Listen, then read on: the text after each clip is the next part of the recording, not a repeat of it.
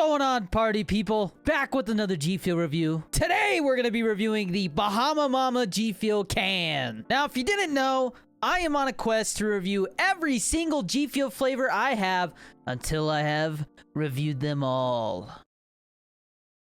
And so, having recently reviewed the Bahama Mama G Fuel powder, it made sense to also knock out the review for the can. But before I get into this review, I gotta plug the G Fuel code, DannyD, 10 to 30% off at gfuel.com.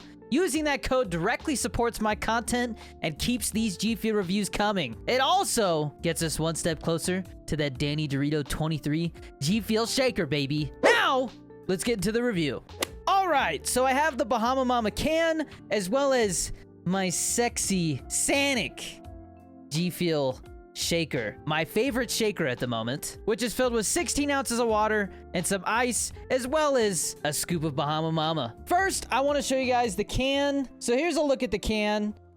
We got some orange and some blue. We got Roman Atwood on the side. There are our nutrition facts. If you want to pause and take a look at that. I'll be honest, not the coolest looking can. Very simple design, almost too simple in my opinion, but I don't think there's any other orange cans. So until there is, I don't think they really have a reason to make it stand out more. And I believe this is one of the few cans that has kept the same design. Now, I actually do believe this can was sent to me in the P.O. box, so this may be an older design, but I definitely think the tub looks way better.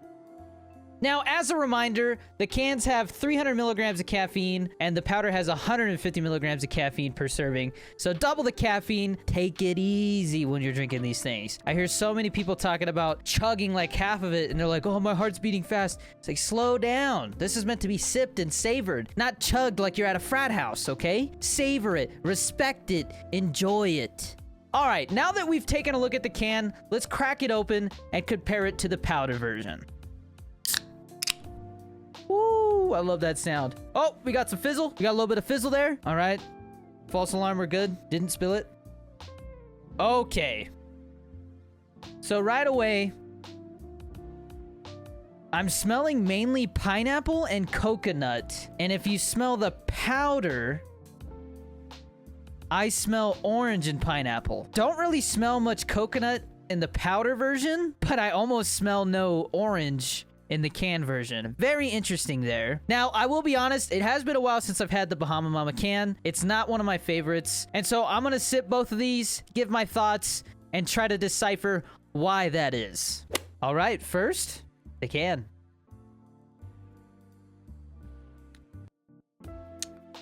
Now the powder.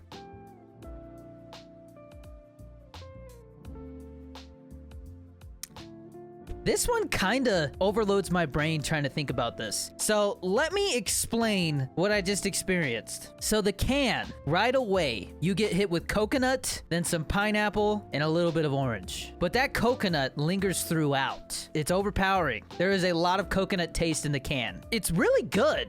I'll admit, I actually like it more than I was expecting to like it based off of previous experience. But I could honestly do with a little less coconut. But with the powder,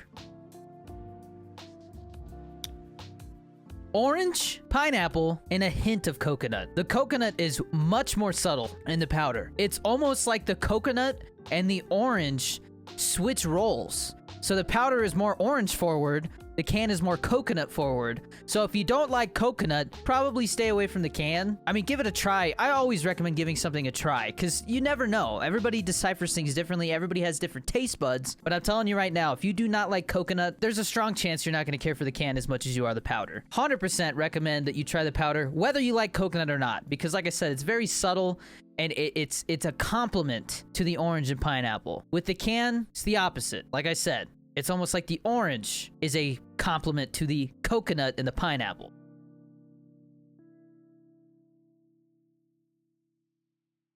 They're both good, but in different ways. And it's kind of interesting because they taste different, but at the same time, they taste the same. It's definitely an interesting situation with the can and the powder here. I like them both. The can is actually a little higher up than I thought it would be as far as ranking it against the other cans.